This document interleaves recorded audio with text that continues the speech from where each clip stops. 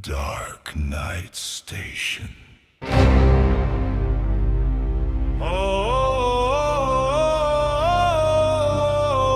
গল্পের নাম প্রতিবিম্বের আর্তনাদ। অনেক দিন আগের কথা। আমি তখন পুরনো দিনের গ্রামোফোন আর রেডিও সংগ্রহ করতাম। একদিন শহরের এক পুরনো আসবাবপত্রের দোকান থেকে একটি অদ্ভুত কারুকাজ করা কাঠের রেডিও প্লেয়ার কিনে আনলাম।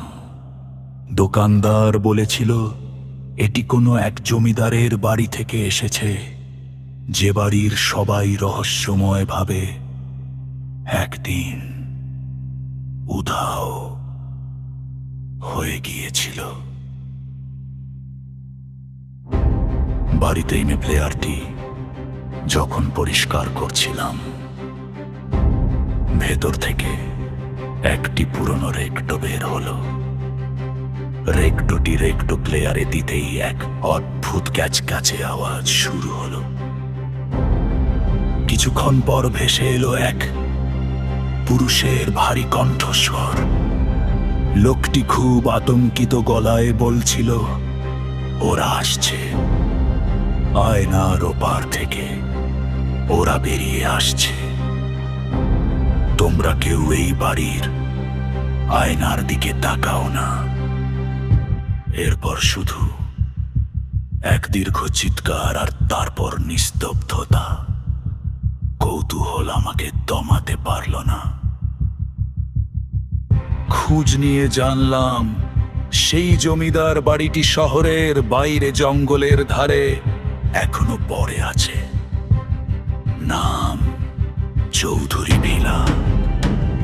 এক মেঘলা বিকেলে আমি পৌঁছে গেলাম সেই পরিত্যক্ত বাড়িতে। বাড়ির ভেতরটা স্যাঁতস্যাঁতে আর ধুলোয় ভরা।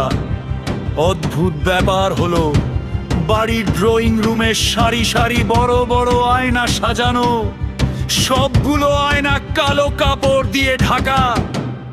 রেডিও প্লেয়ারের সেই লোকটির কথা মনে পড়ল।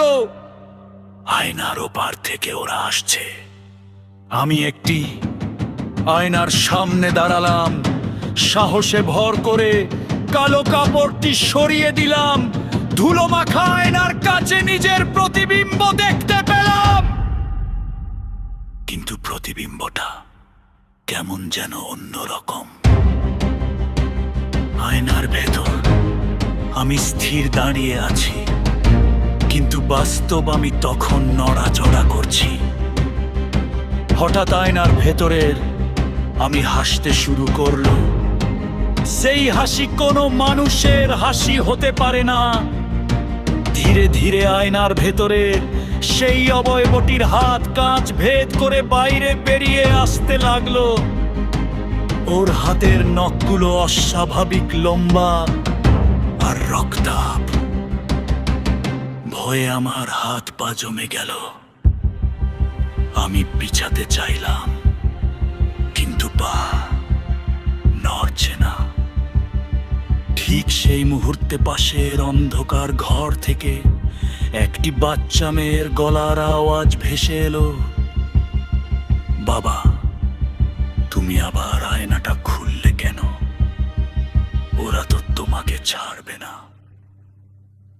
আমি ঘাড় ঘুরিয়ে দেখলাম একটি 7-8 বছরের মেয়ে অস্পষ্ট ছায়ার মতো দাঁড়িয়ে আছে। তার গলায় গভীর ক্ষতের দাগ। বুঝতে পারলাম রেডিওতে শোনা সেই লোকটি আর এই মেয়েটি কেউ বেঁচে নেই। ওরা এই বাড়ির অতৃপ্ত আত্মা।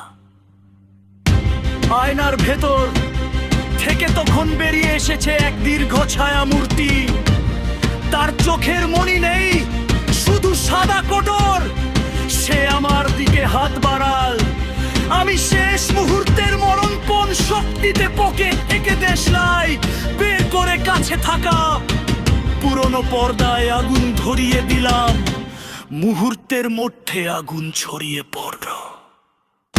সেনার কাপড় চিৎকার আর আগুনের শিখার মাঝে আমি কোলোমতে ঘর থেকে বেরিয়ে এলাম। বাইরে এসে দেখি ঝুমঝুম করে বৃষ্টি পড়ছে। পেছনে তাকিয়ে দেখলাম বাস্তব বাড়িটা আগুনে পড়ছে, কিন্তু আগুনের ভেতর এর কি অস্পষ্ট দেখতে পেলাম। জানালার কাছে সেই বাচ্চা মেয়েটিয়া একজন লোক দাঁড়িয়ে আমার টিপে পাকে হাত নাড়ছে। এরদিন খাউর মেয়া সেই পুরাতন শেষ পোকার মাঝে একদিন চেরি সংখ্যত পাওয়া গেছে, সেই কেরু গাছ পলাই আমি। কিন্তু এবার আয়নার ভেতর আমার প্রতিবিম্ব নেই, সে দাদা বন্দি হয়ে আছে সেই ছাড়া মূর্তিটি, যাহার নতুন করে জন্নাতে পড়ছে।